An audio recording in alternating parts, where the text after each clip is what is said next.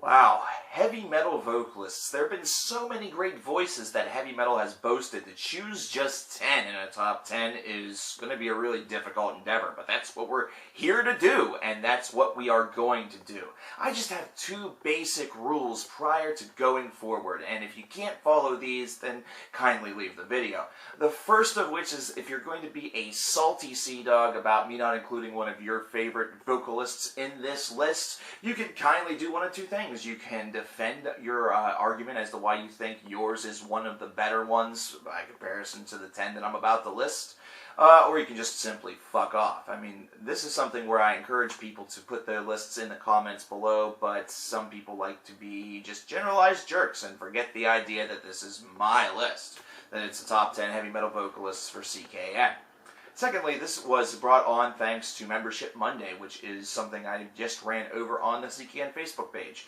If you want to have a hand in creating future content with your vote and your ideas, then you should definitely scope over there. There's a link in the description box. So let's get started.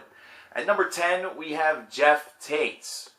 I know, it's kind of surprising considering how much grief I give Jeff Tate, but he is a great vocalist. He really, really is. Even though the output in the 2000s have seemed a little bit lackluster, you cannot deny his vocal power in the 1980s and the early 1990s as part of Queensryche. And really, even with the new group that he is a part of now, Operation Mindcrime, it certainly seems like he has sort of gotten some new life, and that voice, once again, is becoming the majestic man that we once knew. It just seemed like for a while there he had his head up his ass, and as a result, he was the subject of some rather scathing videos on this channel. Just type in Queensryche CKN, there's a very good chance you're going to find them.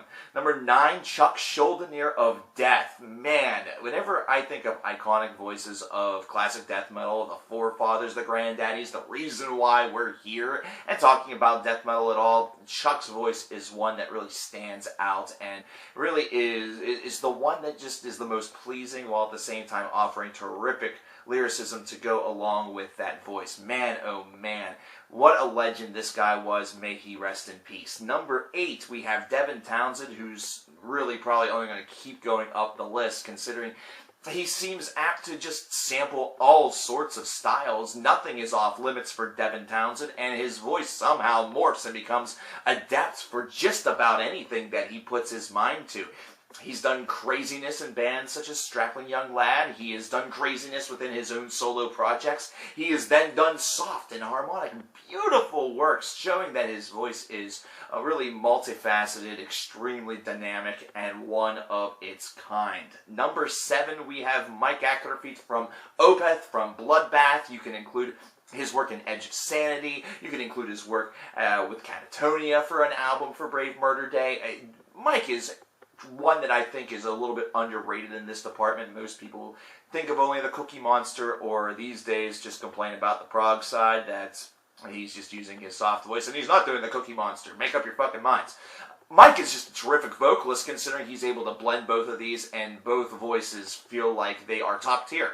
They both feel like they're top tier, whether it's top 10 growlers or top 10 clean singers. Mike is just there, so of course he needs to be on this list. It only makes sense. He's one that certainly has helped to really invigorate this idea further than it already was. It's not like he was an innovator of that particular idea. However, it is one where he's definitely a hero that a lot of people look up to, myself included. Number 6, King Diamond. Speaking of heroes, this one is your granddaddy's hero. If you are a young metal fan, this gentleman has range like a motherfucker. He's not afraid to use it, and it is dynamic. He can either sound as evil as it gets or sound like a high-pitched, shrill banshee. And either way, it's something that really fits the music that is swirling around what his voice has been able to accomplish throughout the years.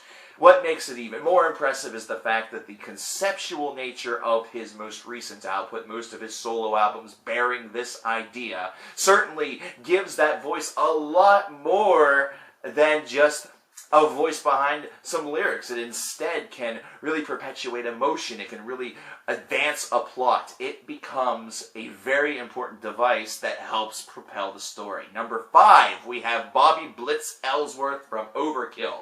This is the only thrash man you're going to see on this list. James Hetfield? Nope. Dave Mustaine? John Bush? No. Tom Araya? It's going to be Bobby Blitz. This man's voice is ageless. He still sounds like he is 20 years old and is still ripping through so many of the classic Overkill tracks, so many of the classic Overkill shrills that you heard from the 1980s with songs such as Rotten to the Core. Holy crap, Bobby's voice does not age, even though he himself is essentially turning into leather. It is amazing, and the live experience is what sold me on this, considering he sounds just as good live, not only as in the studio, but he sounds just as good live as he did in the 1980s. It's sick. Number 4, we have Rob Halford. We're getting into air raid siren territory, and Rob is certainly one that fulfills this idea. Now, while his voice has kind of gotten a little bit away from him in recent memory, he still has that tremendous dynamic range that he has used to propel and just fascinate fans of Judas Priest for so very long, and then within the rights of his own solo work. And that's been where the dynamics have sort of come in a lot more, because there is a side that a lot of people don't really talk about, which is Rob's softer, calmer voice, the one that almost seems like it's at a talk volume, and it's one that also really offers a lot of emotion and a lot of cling. So that is why he is the legend that he is. It is not just about them highs, but let me just say this, them highs though, holy shit. Number 3, James LeBray from Dream Theater. The storytelling aspect of a lot of Dream Theater tracks is one of the principal reasons why James is not only so high on this list, but also why, as a vocalist, he is very well respected. He has tremendous range, and he knows a lot of what he wants to do with it. Sometimes, some people may say he goes too high or low one direction or the other, but it evokes such an emotion that it's very difficult to ignore, and it seems like patterned around this music that Dream Theater creates, he always seems to have a great place on these songs. He always has that emotional register right there, right within the vicinity of you need to be. There are tracks that he has sung that could easily move you to tears. There are others that make you want to throw your horns up in the air and forget that you're listening to a progressive metal band. And either way, he is a splendid, fantastic, and wonderful vocalist. He gets a lot of grief that he should not really get. Number 2, Ronnie James Dio, from the days in Elf and Rainbow, to his days in Black Sabbath, to his solo work. Ronnie James Dio was the small man with the big voice, and the big voice just continues to motivate and compel listeners to this very day, even though he has been gone now for, longer than he really should be. That's for damn sure. It would be great to still have Ronnie with us, but the voice is iconic, not only because of tracks such as Holy Diver or Heaven and Hell, or the stuff that you've heard from Rainbow, such as Man on the Silver Mountain. It's just the fact that whatever material that he blessed his pipes with just has instant charm, and 110% was given each and every time. And it just felt as though somehow Ronnie channeled a little bit of bag of magic, and he sprinkled that bag of magic over the song that he was a part of, whether it be one of his own or somebody else's, just by opening his mouth and sharing his voice with the world. And that brings us to number 1, which is Bruce Dickinson. If there's a man that can somehow supersede Dio, it's the air raid siren champion himself. Bruce had tongue cancer last year and said, fuck you to that. But his voice, the iconic nature of his voice, from Samson to his days in Iron Maiden to his solo work, he really has had an answer for just about everything, every sort of emotion. You're going to find, if you dig deep enough into his collective catalog between solo work, Iron Maiden, and Samson, a little bit of something for each and every occasion. You're going to find his voice going from the highest of the highs that you heard in the 1980s, the screeches, the sirens, to really some impressive lower volumes that haunt and deliver a lot of terrific emotion that can, once again, similar to a James LeBray, move somebody to tears. He's one that really evokes a lot of passion and a lot of energy within his vocal craft, and somebody who continues to this day to really just give everything that he can. And this is something that was further cemented and further proven with the Book of Souls, especially with the track that concluded this very album, Empire of the Clouds. It's just a phenomenal very moving song that showcases why Bruce is easily the best to me, but in the collective game, one of the best in the business.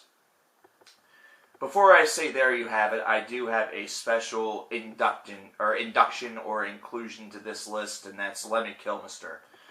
We just lost Lemmy recently, and we're not looking to kiss ass or anything like that, but Lemmy has one of the most, or should I say, had one of the most unique voices in rock and roll / heavy metal history. And it's an iconic one. It's one that will always live forever, and it will be deep in our hearts and rich in our minds. And to the same collective degree, we also offer the same token of balance to Peter Steele, whose deep register during his time with Typo Negative touched a lot of individuals and explored a lot of erotic themes. There you have it, ladies and gentlemen. In total, 12 voices that are just near and dear not only to me, but also are probably 10 of the best that heavy metal has really offered thus far, and there are just a pantheon more that are kind of scratching the surface on the outside looking in. Either that or heavy metal is just a genre of music that you need to check out, because this is where true vocal bliss lives. And we haven't even touched any female vocalists such as Tarja from Nightwish. What a fucking voice that girl has. Do you agree? Do you disagree? I'm sure that I pissed a lot of people off with a lot of the names not on here, such as the M. Shadowses of the world, or John Davis, or Corey Taylor, blah, blah, blah, David Draymond, blah. Leave your arguments and why I'm a fucking asshole in the comments below. And definitely check out the Facebook group. That way you can be a part of the next Members Monday, which will take place sometime soon. I'm CoverKillerNation, and I'll talk to you later. Peace.